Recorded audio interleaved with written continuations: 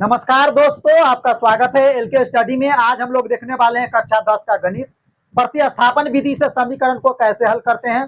साथियों, अगर यह वीडियो आपने आज नहीं देखा तो जीवन भर पछताओगे कि हमको प्रतिस्थापन विधि समझ क्यों नहीं आया था। तो साथियों देखिए, अगर यह वीडियो आपको आज समझ नहीं आया तो जीवन में आप कभी भी नहीं समझ पाइएगा। तो देखिए, आइए इसको समझते हैं, अच्छी तरह से आपको समझाते हैं। देखिए मित्रों, क्या दिया हुआ है, क्वेश्चन है नीचे दिए गए समीकरण को प्रतिस्थापन विधि से हल करें। एक एक बात का मतलब समझिए साथियों, जिससे आपको थोड़ी भी कठिनाई नहीं हो। तो क्या दिया है, नीचे दिए गए समीकरण। समीकरण का मतलब होता है, समीकरण का मतलब होता है साथियों, बराबर में कुछ ना कुछ दिया होगा। देखिए यहाँ पे बराबर है, अगर समीकरण होगा तो बराबर में जीरो या कुछ ना कुछ दिया ही होगा। समीकरण का मतलब समझ गए, समीकरण का मतलब समझ गए कि नहीं। समीकरण का मतलब होता है बराबर का चिन्ह। समीकरण का मतलब बराबर का चिन्ह को प्रतिस्थापन विधि। प्रतिस्थापन का मतलब क्या होता है साथियों, एक जगह से उठाकर दूसरे जगह रख देना। जैसे हम इसको समीकरण एक मान लेंगे, x प्लस वाई बराबर 14 को समीकरण एक मानेंगे, तो इसको सॉल्व करेंगे तो इसमें मान न डालकर दूसरे में मान डालेंगे। जब समझाएंगे आपको तो अच्छी तरह से समझ आएगा। प्रतिस्थापन का मतलब यहाँ पे समझिए, एक जगह से उठाकर दूसरे जगह रख देना, यानी स्थान चेंज कर देना, परिवर्तन कर देना उसका जगह, है ना, स्थान चेंज कर देना। तो देखिए, प्रतिस्थापन विधि से हल करें तो देखिए इसको कैसे हल करेंगे। तो सबसे पहले हम लिखते हैं हल। मैथ में हल लिखना मत भूलिएगा। तो सबसे पहले क्या लिखेंगे हम साथियों, हल लिखेंगे, हल। समझिए, तो x प्लस वाई बराबर में 14 है, इसको हम समीकरण एक मान लेते हैं। और x माइनस वाई बराबर में जो है 4, उसको हम समीकरण दो मान लेते हैं। x प्लस वाई को एक मान लिए, x प्लस वाई बराबर में 14 को समीकरण एक मान लिए, x माइनस वाई बराबर में 4 को समीकरण दो मान लिए। आपको जो मन है, या तो आप समीकरण एक से बढ़िए या समीकरण दो से बढ़िए। तो हमको मन है क्या चीज, कि समीकरण एक से बढ़े, तो समीकरण एक ले लेते हैं। तो हम लिखेंगे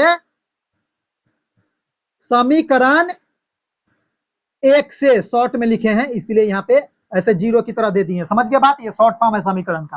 तो समीकरण एक से, तो समीकरण एक लिख लीजिए। तो x प्लस में y बराबर में कितना है, 14 है। आपको जिसका मान पहले निकालना है उसको रहने दीजिए।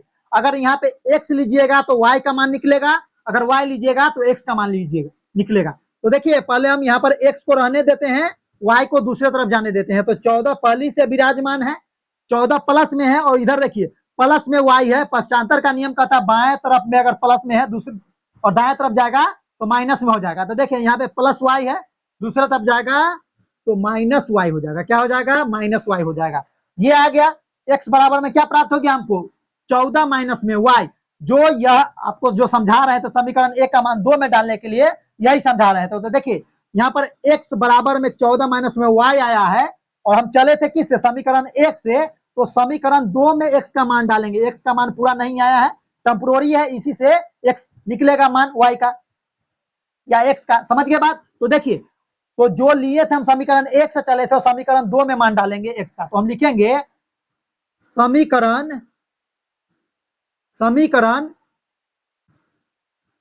दो में x बराबर क्या चीज है, 14 माइनस वाई रखने पर, क्या करने पर, रखने पर। समीकरण दो में x बराबर 14 माइनस वाई रखने पर। तो समीकरण दो क्या चीज है साथियों, समीकरण दो लिखिए। तो x माइनस में y बराबर में 4 है। ठीक, x का मान कितना है, तो x बराबर में 14 माइनस में y है। तो जहां पे x है डाल दीजिए 14 माइनस में y, माइनस में y तो पहले से ये माइनस में, बराबर में 4। ठीक, बराबर में कितना, 4 है साथियों। अब देखिए क्या कीजिएगा, तो 14 minus minus Y minus Y, यहाँ पे कुछ नहीं तो 1 है, यहाँ पे कुछ नहीं तो 1 है। 1 1 कितना हो जाएगा, 2, और y है तो y बराबर में 4 हो गया साथियों। अब देखिए, अब ये आ गया 14 माइनस में 2y बराबर में 4 आ गया। तो क्या कीजिए, देखिए संख्या संख्या की तरफ जाना चाहता है। संख्या क्या होता है, संख्या संख्या की तरफ जाना चाहता है। तो माइनस में 2y को रहने दीजिए, 4 पहली से विराजमान है। और यहाँ पर देखिए, ये जो अचर है 14 अकेला संख्या, अचर के पास जाना चाहेगा तो ये प्लस में है, दूसरी तरफ जाएगा यानी बाएं तरफ ये प्लस में है, दाएं तरफ जाएगा तो माइनस में हो जाएगा। तो 4 माइनस में 14, ठीक। तो क्या आ जाएगा, आप देखिए यहाँ पे, देखते रहिए इसको आप साथ में। इधर हम लिखते हैं यहाँ पे, इसको अच्छी तरह से समझिए आप। तो यहाँ पे क्या बचा, -2 है। अब घटा लीजिए इसमें, -14 में से 4 जाएगा तो -10 बचेगा। अब देखिए गुना में है तो क्या चीज में हो जाएगा, भाग में। देखिए y के साथ -2 गुना में है तो कहां चला जाएगा, भाग में। तो केवल y बराबर में -10 है ये है, और इसके बट्टे में आके लटक जाएगा। गुना में रहता है तो क्या चीज में चला जाता है, भाग में। भाग में लटक गया तो चिन्ह माइनस माइनस दोनों क्या आ जाएगा, कैंसिल हो जाएगा। और 5 गुना कितना आता है, 5 गुना 2 से कट जाएगा। 5 गुना 10 होता है, 2 से भाग देंगे 10 में तो कितना आ जाएगा, 5 हो जाएगा। देखिए तो y का मान क्या आ गया, +5 आ गया। अब y का मान समीकरण 1 में डालिए आप, या समीकरण 2 में डालिए आप, स्वतंत्र है। तो समीकरण 1 में हम क्या करते हैं, y का मान डालते हैं। तो हम लिखेंगे समीकरण 1 में y बराबर 5 रखने पर, समीकरण 1 में y बराबर कितना रखने पर, 5 रखने पर। तो समीकरण 1 क्या चीज है साथियों, तो x प्लस में y बराबर में 14 है। x प्लस में y बराबर में कितना है, 14 है साथियों। तो डाल दीजिए x और प्लस में y का मान कितना, 5 बराबर में 14।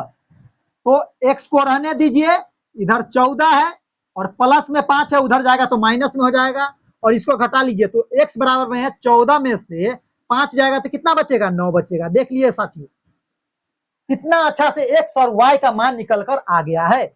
उम्मीद है साथियों यह ऑप्शन आपको अच्छी तरह से समझ आ गया होगा। प्रतिस्थापन विधि में आपको प्रॉब्लम अब नहीं होनी चाहिए। साथियों मिलेंगे हम आपसे अगले क्लास में, जब तक के लिए दीजिए मुझे इजाजत।